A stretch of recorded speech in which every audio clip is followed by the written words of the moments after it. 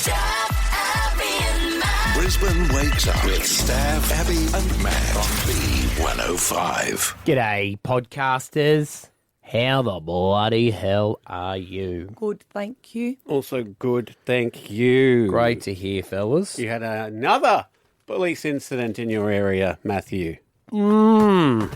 Yeah, except this was a real one. If you're on yesterday's podcast. Did your the person involved, did they have to give a statement or anything like that? Or was there photos taken? I mean, I don't want to give too much away, but I'm just trying to work out if it's... No, they didn't really have to do too much because it was just kind of... I reckon they'll have to come back. I do. I reckon You they'll have to reckon? come back and get like some sort of, DNA statement sort of or check proof. or something. Not Maybe. DNA, but I know that we had an incident at our house and it was sometime after that they came and we had to sign like a stat deck of what happened. Yeah, maybe. Maybe they Just will. once it goes to court. Oh, yeah, that's true. Yeah, possibly. Maybe. God, imagine Luna gets to be the Witness. Yeah. Well, they just started having support dogs in courtrooms in Queensland.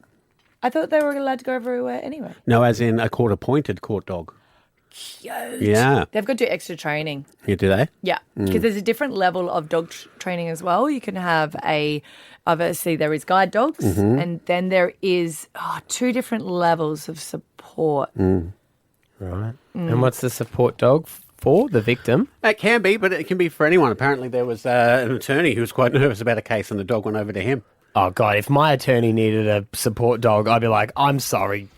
We need an German and I need someone who's got their Why? shit together. Do you want them to be a real hard nut? What about if they're like... I don't want my attorney who's representing me trying to keep me out of jail going, I'm too nervous. I need a cute little puppy dog Oh in my here. God, you would love my friend who's a lawyer. She has no emotion, no feelings. You I would know just who to really call. appreciate it. And Yeah. That's what I need. Yeah, get the dog away from me. Yeah, and well, sometimes it does go over to the person being prosecuted. And you can imagine if you were there for... Is it a beagle? I don't know, but if you were there for drug-related crimes, you'd be like, get away from me. This is what got me here in the first place.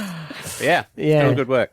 That's, yeah, no. There's emotional support dogs, but they've got no legal public access rights. So they're sort of considered pets. And then you've got assistant dogs, and they're trained to help people, and they're able to have their access. So you've got some levels. So often the emotional support ones might fail the testing to be able to do the further one. My Likewise. friend did that, because she kept barking.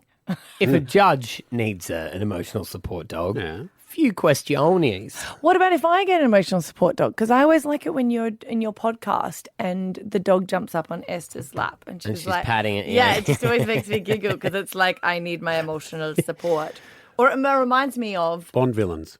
It's very much like that. Inspector Gadget. Oh, Dr. Claw. Yes. Next time, Gadget. He has a cat, doesn't he? Yeah. Yeah, that's why Esther got this emotional support dog to deal with me. But Yeah. no, it's because the dog comes and scratches at the door. Yeah, and you're like, And we've got to let it in. But, yeah, don't you think, okay, if a police officer has an emotional support dog, bad. You can't. why? You Are know, you thinking it shows you need to be emotionally intact. no in one's this, emotionally intact? You want someone to pretend they're emotionally intact. Yes, correct. What about if they're only emotionally intact because they've got that emotional support dog? Well, I'd still got questions. Do you want what? Surgeon? What about a dog surgeon? Surgeon can't roll into their emotional support Just dog. before I cut you, do you mind if I just go, hello, Luna, hello, I know I can do it. Sorry, I'm really nervous about this. Sorry about this. All right, let's go. You know? Yeah. Maybe. I can see your point. Yeah. Who would you accept with having an emotional support dog? What about a barista if they're like, oh my God. Oh, yeah, it's just- that's fine. That's fine. That's peak fine. hour. I just need the emotional Yeah. support dog there. Yeah. What about cafes, though, that's got a bit of hair? Okay, cool. What about your bus driver? Say hi to Friday, whatever the dog's name is. Yeah, I guess so. That wouldn't be too bad, but still, Bomb you probably... disposal unit. I would respect that. I'd respect that. It keeps them calm. They're like, come on, here we go. Yeah, I don't know. No, I mean, you know... I was supposed to get the red. I know, I was just joking. It's the blue. I know. All right, remember at the end of the podcast, you get answers for Alpha Bucks tomorrow. Here we go. Bring me a higher love. I'm Bear, and I'm your first Australian Golden Bachelor. Do you think lightning can strike twice?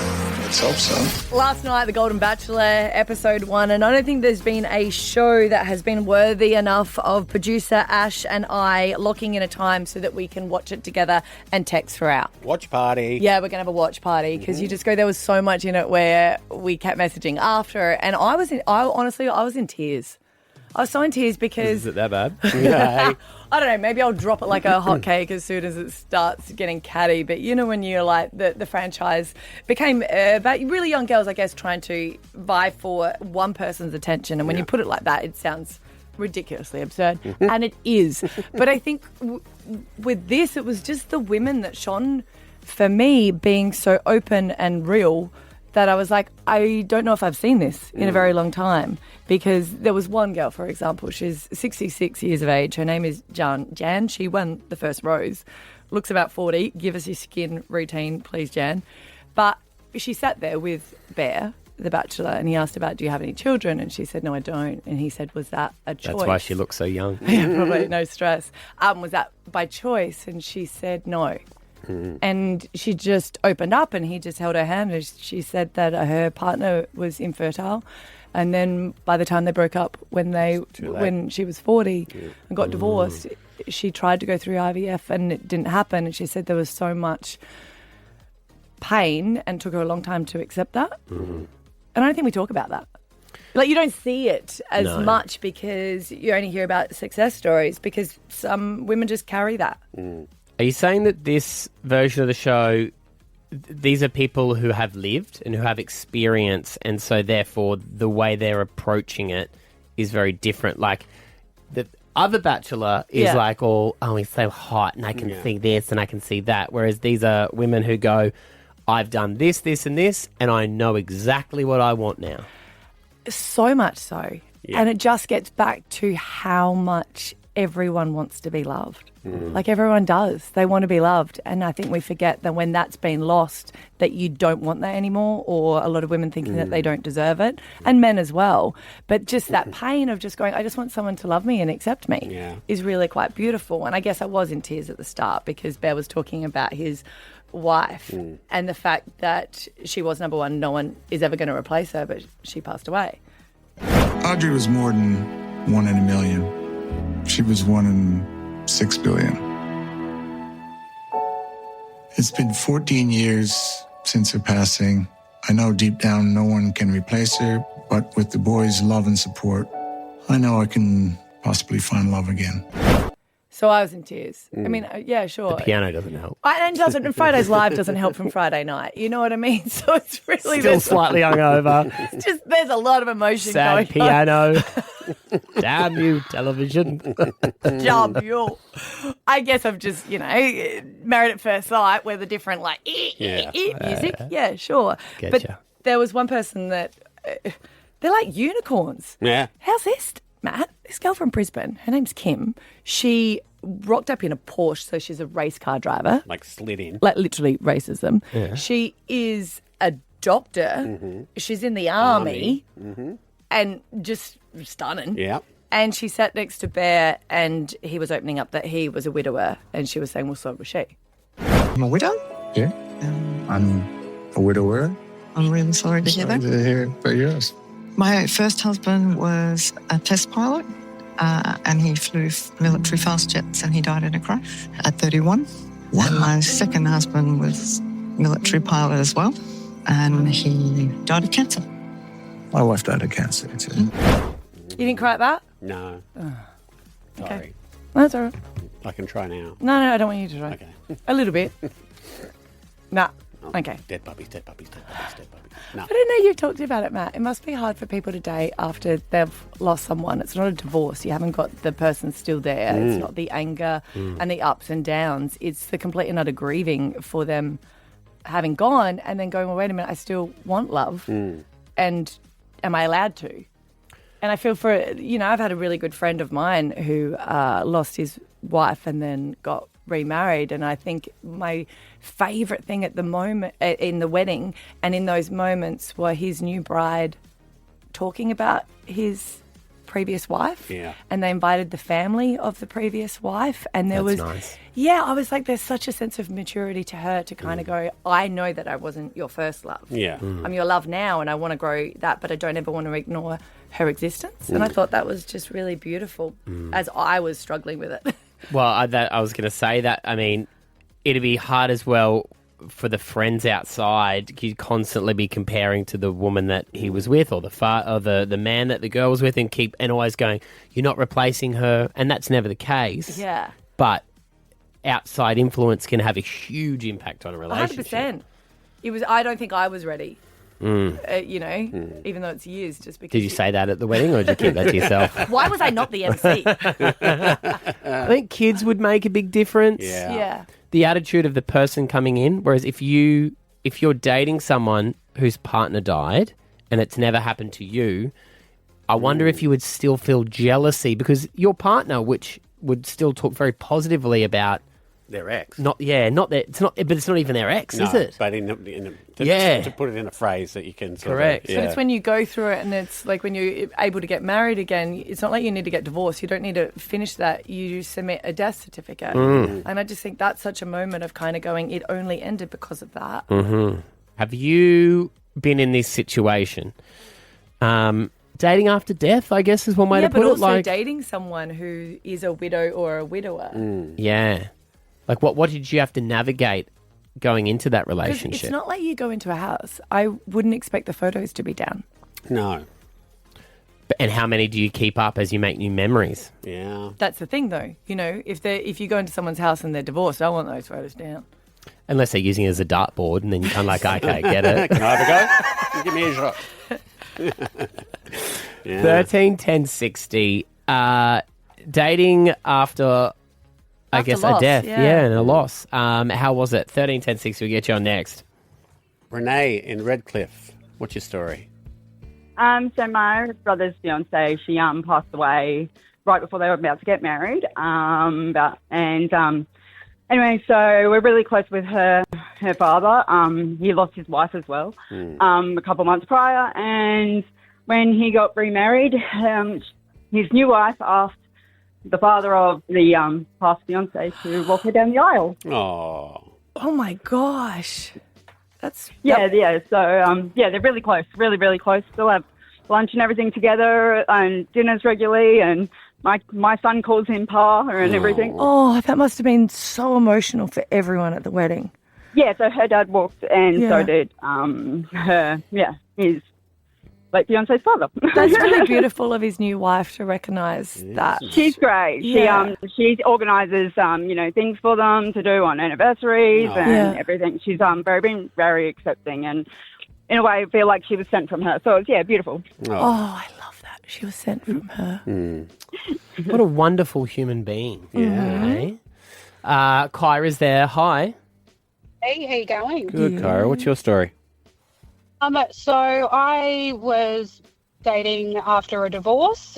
We'd been together for 3.5 years, got engaged. 6 weeks later, he passed away in a truck accident on his way home.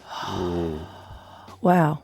Okay. So that was a nice shock. So I was 29 when that happened. Wow. And then, had oh my God, I'm now divorced and widowed at 29. How do I explain this to a potential new partner? I was like, I'm going to be single. I'm going to become a crazy cat lady by the time I'm 35. Yeah. Like, it's crazy. But I've now found myself an amazing new partner, someone that I reconnected with. I've known him for pretty close to 12, 13 years now. And so he's known about the whole story, but before we reconnected, it was my girlfriends were trying to go, let's get you out there, let's get you dating. And it was always, the questions were always, so what happened with your ex? And it's Yes. like, well, I have an ex, but he's not really an ex. So it was like, how do I refer to him? Because he's not an ex. There was never that close that you have on a typical relationship.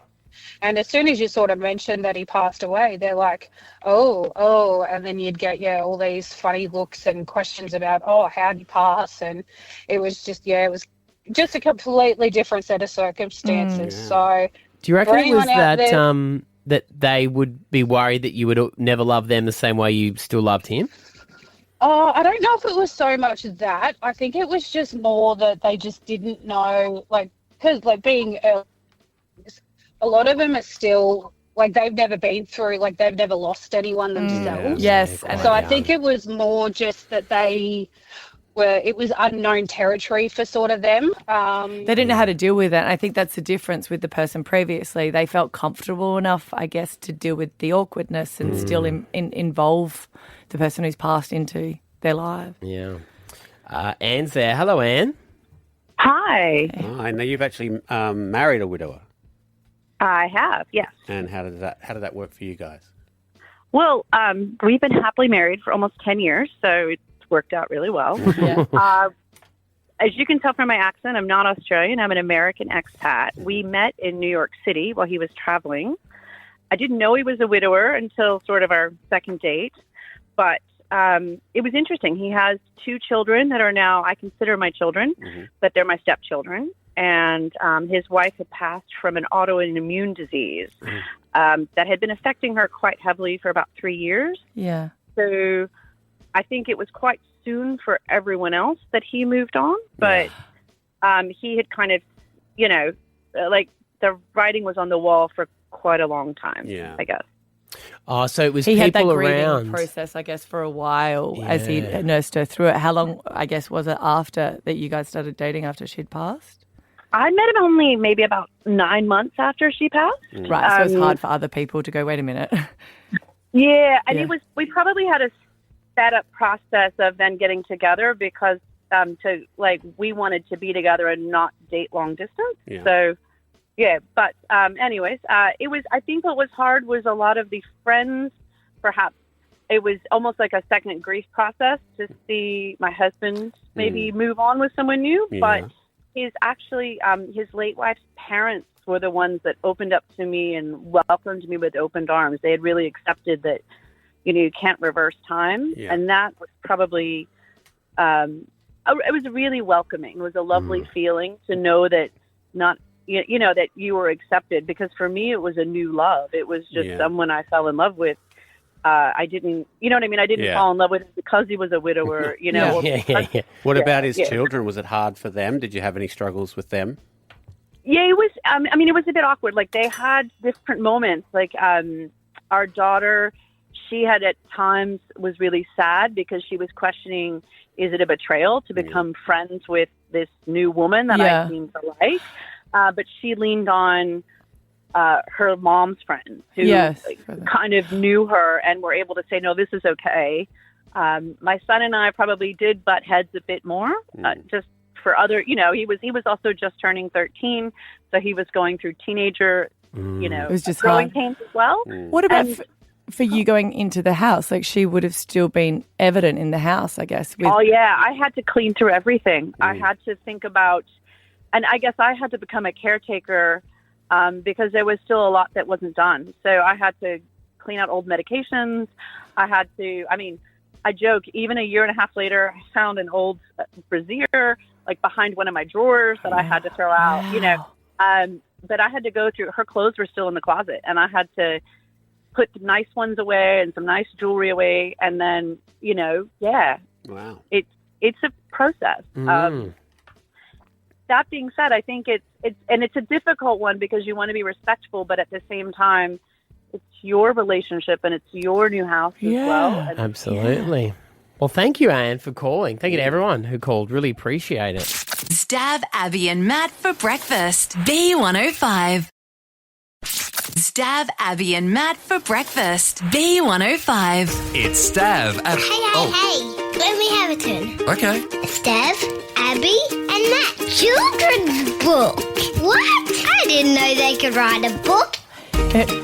But we did, and it's out. It has been available for pre-sale at Booktopia, their website. And all the royalties, don't forget, are going straight to Make-A-Wish Australia. So we really want people to be able to buy it so we can grant some life-changing wishes to very, seriously ill kids and kids that really need brightening up in their life. And now it has been shipped out. So people have got it. Have you seen the photos of people saying, I got the book? Yep, there's been a few come through. Thank you to everyone that did buy it. Bumble the Bum Stinger is the name of it. Yes. And, if you buy it now, booktopia.com.au, they ship straight away, so you'll get it in the next couple of days. And, of course, we went down and signed 1,500 copies, and some of them have special little messages in there too. Yes. If anyone got Maddie is a poo, please call 131060. That made me laugh. That's what I wrote in it, I should explain. Well, it's got our names and we had to sign after it. Yeah, so some have got little doodles. They drawings. do. Yes, Maddie wrote a lot. I think Abby Smells was your cover. Yeah, well, throw shade, you get shade thrown back at you, brah. You started it. Ooh. We do want to ask if you have received your copy this morning, because we are doing this for Make-A-Wish. We have a zero marketing budget, right? We're not spending any money on marketing this. Goa were so kind to give us a free billboard for a day. Yeah, that was beautiful of them. Which helped boost the sales. So we're number 10 on the bestsellers at the moment. Tony Abbott is beating us, which is just horrific. So, guys, go buy it, booktopia.com.au. But if you have your copy or you've seen a friend with a copy, we need you to call us on 131060 now and give a review. Hey, Maddie, right now we're being beaten by Jack Reacher. Ooh. What's Jack Reacher? That's well, he's not a spy. Oh, No. okay. No, but he's a big dude. And he's on a TV. There's a TV show. adaptation, which is a great TV show. Which, Okay, good. you know. Okay, you like it. Well, I'm just a bit confused about why Arnott's. The cookbook is still up there. I mean, it's good, but is it like you have to only cook with biscuits? Because that's what's on the cover. Probably. Okay. Yeah. Well, I mean, Arnott's biscuits are probably the best biscuits in the world. So, I mean, what are you doing again? I know. I got in trouble for Sorry. doing this when I'm trying to promote it. Like, why are we number 10? And there's at number 7, it's Retire Life Ready. No. oh, All right. And then we've got Trent Dalton, who's ahead of us at number 3. I mean, well, we do like him though. yeah, I know. Yeah, he's a really Very good popular. author and nice guy, and lives next to Stavs. So now Stavs decided that you guys are best friends. Yeah, we shop at the same shopping centre. What else do you say to him? What else have you said? Nothing, just hello. Did he say hello back? Yeah. We Did you say hi, I'm Stav, or what did you say? No, he actually said, hey, Stav. Did he? Yeah. And you for a went, second who I are was- you? I did for a second. Oh The first my time. gosh. The first time I was like, hey. I was like, I think that was Trent Dalton. And then the next time we had a chat. And he said some other famous person lives in the Gap too, but I can't remember who that was. Other famous people. So the three famous people talk, do they? Well, that's what You, he said. him, and one other person. Yeah. I wonder can't who it remember is. who it was. Do you remember if they were like sporting or whether they were of the arts? Nah. Were they more famous than you? Well, would you obviously, say? because he doesn't know them. Yes. He's the most He famous. said, you know, blah, blah lives around here too. And I was like, does he? And you can't remember. Nah. Oh my gosh. Right. Well, that's a topic for another day. Yeah. Famous people at the Gap. I'll ask him next time I see him. Who's that other guy you said lived around here? Jamie Dunn. 131060. Look, to be fair, because like anything, you know, when you check reviews, if they're all 5 stars and perfect, you go, this is sus, this That's is the true. staff here. Yeah. No, I like that. No, I need some in there where they go 3 Some stars. advice. We could have done better. Food was slightly cold but tasty. You know, I go, okay. Can we just do honest reviews? Stop asking for bad ones. No, I'm not asking for bad. That's what I'm saying. I want honesty. If you have feedback on the book that great. you think you don't quite like a little bit, Yeah. we'll take that as well. Because we may be commissioned for a sequel and we don't want to repeat our mistakes. That is correct. Yeah. Okay. I mean, we may not agree with your negativity. We might hang up on you. But, you know, roll the dice. Rhonda in South Ripley, you bought a few books. I did, for the grandchildren. Oh, thank you. Have they read it yet? Well, on the weekend it was my one of my grandson's birthday party, and I took the book along and I said to him, I said, oh, look what I've got. I was excited because I've been invested from the beginning. And then, of course, he said, start Abby and Matt and sang the jingle for you guys. Oh. The radio on the way to school in the morning with Mum, and then we sat down and read it, and he absolutely loved it. He giggled at the word bum several times. Perfect. That's what we did that for. Maddie's contribution, because he knew that would work, so yes.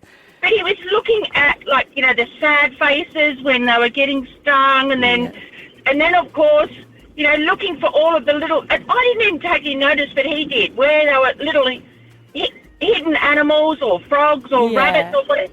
and whether they were happy or whether they were, he loved it. Absolutely loved it. Oh, that's Thank amazing. you so much. That's really nice. Wow. All right. First review, solid. Deborah in Jimboomba. How many copies did you buy? I bought 7. Happy Tuesday, guys. And also to you. Wow. Thank you. No cheap ass Tuesday for you. Why did you buy you 7? need 7? Well, I initially bought one for my granddaughter, and I'm a safety partner for schools here in Brisbane. I thought, you know what? This would be an awesome book for primary schoolers because it's all about adversity and overcoming it as a team. And unfortunately, I haven't had a chance to give them out yet, but one of my principals was keen as mustard, ran it by her, and that's why I decided to get all 7. And I've read it, and I think it's an amazing book. Oh, that thank means you. a lot. Thank Thank you, you. Deb. Thank you for buying so many. And you understood the plot? You followed along, okay? Oh, absolutely. Yeah, great. Can you explain to staff? Like we said too, all the royalties are going to Make-A-Wish. So, if you like, it's so great that Deborah has brought this book to help out other kids. And by doing so, there's like sick kids who are actually going to get to live out their dreams at the same And time. also for a lot of childcares, we went there as well. Remember childcare? I don't know about you, but ours used to give a book at the end of the year to all the kids. Yes. And I loved that. So this would be good. You could just buy one book for all of them. And Christmas is coming up, guys. Is it? All right, we got Charlie. Charlie, how old are you? 11. All right. Okay. Ooh, okay, So you all got right. your book yesterday. What did you think? I thought it was really good. It reminded me of being young again, like 5 years old. Yes. Wow. Yeah. The good old days. Yep. Yeah. And you liked the rhyming? No. You didn't like the Well, rhyming? I loved it, but it threw off the plot a little. Oh, Okay, sure, yeah. Do you know that when we heard that you're 11, we all sat back because we know our kids at that age, Yeah. Yeah. We appreciate it. Charlie, would you say it's more aimed at someone who's 6, 7? Try to win him over, eh? Definitely Learned a not. lot of that in our house. Okay, right, yeah. right. The last thing I ever dreamed of was that Sav, Abby, and Matt would say 6, 7. Glad that we could make a little kid's dream come true. Next one's All for right. 11-year-olds, Charlie. Thank you so much. Good on you, buddy. Thank you, buddy. All right, Michelle in Bridgman Downs. You bought a book. What do you Hey. think?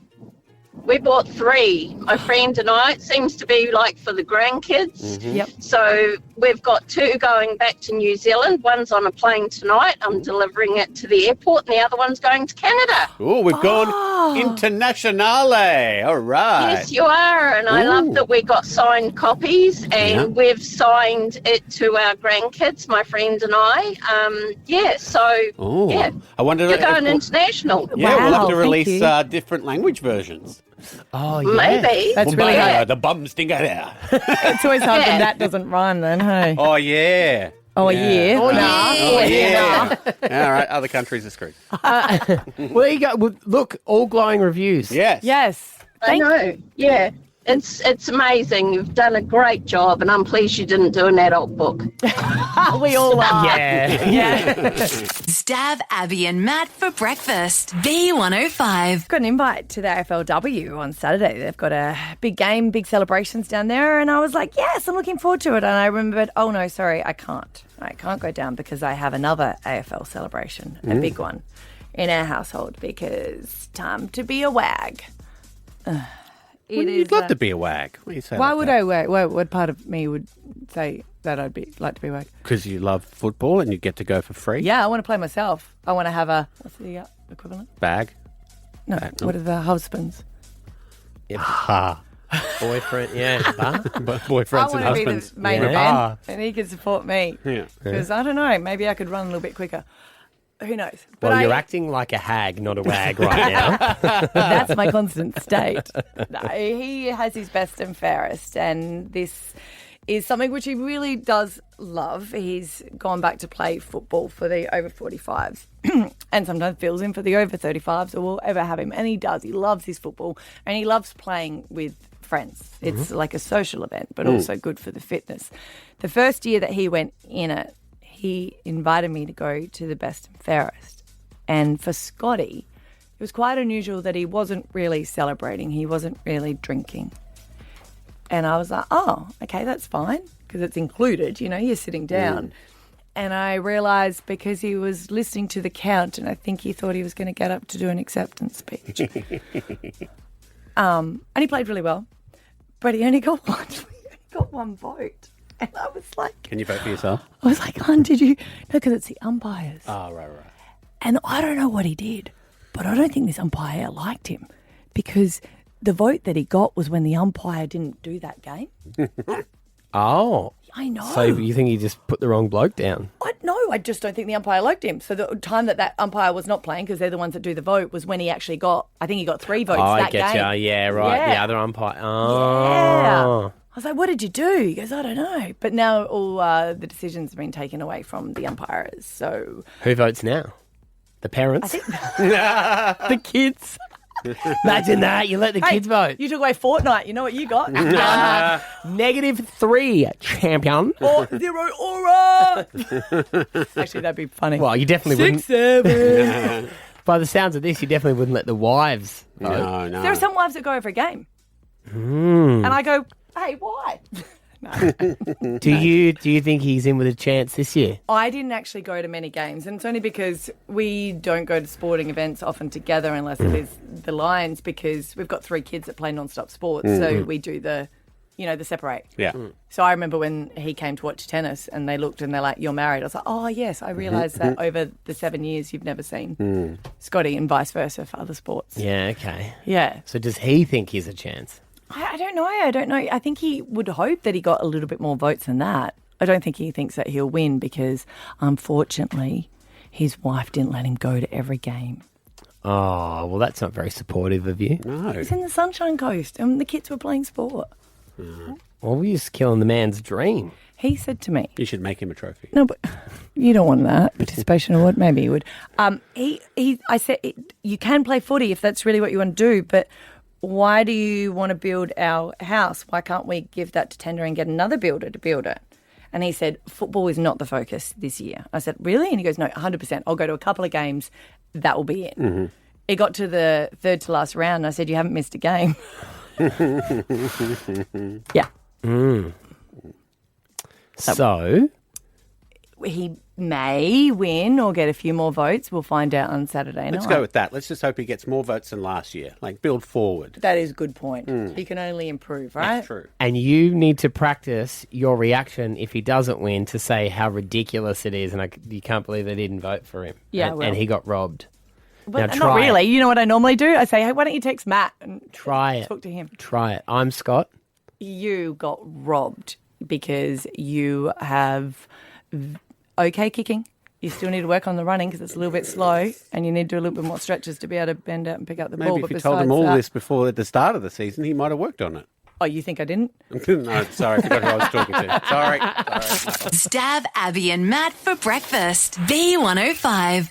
Stab Abby and Matt for breakfast. B105. Now, I told you yesterday about a story at my house where we had an intruder on Sunday morning at 2 a.m. Yes. And Monday morning, was it? Or Sunday morning? Was Sunday it? morning. Yeah. Chased them out onto the road. They sped off in their car, and I was in my floral underwear. Yeah, they got away light and easy. Story. They were just delivering food to my house It's just That you ordered. that I ordered, That and they they told you reminded would you be at that about. time. and they warned me about the day before. And it's just because you need it fresh, that you need it coming straight from... They did a fantastic job. They did exactly as I asked, and I overreacted. But I don't know what's going on in Oxley at the moment. Yesterday, I get home from work, and my wife goes, have you talked to Ricky? Now, Ricky's my cousin's husband and a close mate of mine. I'm like, no. She goes, there's something hectic's happened. I'm like, what's happened? And she goes, this morning on the way to school, so there was police cars everywhere. And the pole air was lapping the suburb as well. Oh. So, of course, the community page was probably blowing up with, what's happening? Does anybody know? Why are the police out? I heard someone escaped Waco and they've made that all the way here on the train and then they popped off to get a pie. So interesting stories. Don't you have the training facility Yeah, near the you? academy. Yeah, the academy is out there. The But police nothing to do with academy. that? No, they were chasing somebody. There was, I don't know where the guy came from or what he did. So sexist. Sorry? They. Or she. Them. Or they. Or they. It. I don't know. Got it. You know what? If you're a criminal, you probably lose a few rights. It's a great point. And so I go, no, what happened? So she's telling me that apparently this man, it was discovered because they did catch him. Right. This man was running from the police and they were all after him. And he had chosen out of all the houses in Oxley to run through the backyard of. He chose Rick's. He chose Ricky's backyard. You wouldn't want to do that. Now, Ricky wasn't home, but it was just bad luck for this poor criminal who thought that they had a clear getaway between houses because he managed to pick the one house that has a pigging dog in the back of it. Ah. I know, because he goes pig shooting. Yeah. He goes hunting. Hunting. He's a real man of the land. He is. Type of guy. Yep. His backyard's a bit like BCF. Anything you need to borrow, he's got it. So old mate, the criminal, has gone, yep, sweet, I'm going to cut through here, jump the fence, beat the popo, and his hunting dog's gone, no. So what sort of dog? Has he got one or two? One dog. What sort of dog? Oh, I couldn't even tell you the type of dog. Big dog. Big dog. And if someone's running, he's chasing. Well, if you're trained to chase pigs and someone comes in your backyard. Was he okay? His leg was not good. He Really? got a little bit bitey bite. Yeah, right. So, wait a minute. So who came out at that point? Did the police come first or did Rick's wife find... Well, no one was home at that point. They're getting... Imagine you're at work and you're getting text messages going, someone's in your backyard. Yep. And I think the dog's got them. Yeah. And, of course, you're going to freak and be like, oh, God. And what did the cops do? Because they couldn't go in there. He ended up getting out of the yard then the cops got him. Right. And the cops were like, good dog. Yeah, you're going to get a medal. Good dog. Yeah, no, because you wouldn't want anything happen to the dog at that point, like them going in to try Yeah, and defend. no. What about the dog now tasting blood? Is that a problem? No, not not Not at a all. shark. No. Well, you always hear that if it's bitten once, someone once. Oh. But no, the dog It's is done not it in with trouble. a pig, though. Yeah, there's different. Dog's done the right thing. Dog We're not- in its backyard, yeah. minding its own I business. feel like at this point you should give it a name. Luna. Luna, there we go. Luna, Oh, yeah. that's cute. Look, it is a very cute name for a very tough dog. And you know, I was like, well, that is a well-trained dog. What a good dog. But I felt a little bit bad for the criminal. What did they do, do you know? Not sure You what got they to were go to the running community from. page to hear the backstory. Oh, you wouldn't get the true one. My guess is stolen car or something like that. I don't know. But imagine that. He could have picked, if he had picked any other house, would have been sweet. But just on that day, had to pick the well-trained dog, game over champion. And also running like that close to the police academy as well. It is a bad suburb to pick a getaway in, isn't it? 250% more cops. But maybe he thought to himself, well, they're in training. So Yeah, but then they go, we've got one. We got it. We can trial. Stab Abby and Matt for breakfast. B105. So much talk this morning that finally Albo and Trump have sat down together, signed a few deals, had a bit of chat. I felt like we were too thirsty for this meeting. Like it just was like, please hang it out was with a bit me. desperate, wasn't please. it? Yeah. The We've got a lot Arcus to talk about. situation. We've got a lot talked about. Come on. But it even, I guess, there was a difference as well, and you pointed this out, Maddie, that it's always Mr. President. Mm-hmm. And what does Mr. President call our Prime Minister? Thank you very much, Mr. President. Well, thank you very much, Anthony. Anthony. Yeah, he wouldn't do Albo, would he? We could do Mr. Albanese. Would have been probably the thing to say. Or Prime Minister. Mr. Albo Albanese. Prime Minister would have been good, I guess. I always wonder if there's like an earpiece where they're just reminding him, hey, just so you know, the person to your right is the leader of Australia. Does and Australia everyone is located. Yeah, it's not have to Austria. call him Mr. President, though? Like, They do. No one calls him Trump. They all say Mr. or President. Donald? No. Donzy? I think if you get to know him. Yeah. Well, that's what I mean. Like, is that... Well, No, Mr. President. it has to be Because Mr. he, President. I think, is in, you've come to me. Oh, you're in his hood. Yeah. Yeah. Fair enough. Yeah, it's his turf of land. Yeah, okay. So you're just visiting. But it was quite interesting because they're sitting around a table and it's packed with media and including Australian media. And someone just wanted to make sure that they get a headline and bring up the fact that the ambassador to the States is Kevin Rudd. Now, Kevin Rudd, of course, was former Prime Minister. And when he thought that he was never going to get back in, he he said some remarks. He's like when you break up with a partner and you tell the person the truth about what you thought of them. You never should. No. You never should, because you might get back together, and that's the point, because these are the comments that Rudd made about Trump years ago. And as the United States in the last 4 years has been run by a village idiot. A village idiot. I mean, he could just tell because he's run a country before. And he's like, oh, he's doing exactly what I did. Takes one to know one. But he didn't just say it like that. He also, I think he put it online as well, and he deleted the comments. But because everyone has kept bringing it up, now he's sitting next to Trump, kind of like opposite him and just down a little bit. And of course, a reporter brought up and said, did we take so long for this meeting because of maybe comments that the ambassador had said? And Trump at that point was like, well, I don't really know what was said. And is that person still working for you? And he's like, yeah. And Albanese points at Rudd, who's sitting. Sorry. Anthony points. Anthony points at K-Rudd, which is Officer Trump, and says, yep. Where is he? Is he still working for you? Yeah. You said bad? Before I took this position, Mr. President. I don't like you either. I don't, and I probably never will. Yeah, sounds a bit awkward. Everyone sort of like laughed. It really is a reflection on K-Rudd to say that it's run by a village idiot, and then he goes, oh, yeah, sure, I'll take a job that's dealing with that person. Maybe he likes village idiots. No one really put down. You know what I'm saying? You know what I'm saying? Yeah. That just shows the depth of him, where if he really disagrees with Trump, but yet he'll take a gig where he's got to deal with him. It has made headlines all over the world. There was an ending to it that you're not probably going to hear as much, where K-Rudd then went, hey, I'm really sorry about that. And as the media was leaving, Trump said, all is forgiven. But not forgotten. Yeah. 50 grand. That is our prize for Alpha Bucks these days. Guys, if you want answers here, they are Stuart. 6 a.m, it's B. Your answers are Bachelor in Paradise, Burglary, and Brisbane. 7 a.m, some of your answers are July, Jive, and Jai Courtney, who is in a fantastic movie with sharks at the moment. And it's called Dangerous Animals. 8 a.m, it's L, and some of your answers are Linen, Lifeguard, and Leopard. Righto, see you tomorrow. Bye. Bye. Stab Abby and Matt for breakfast. B105.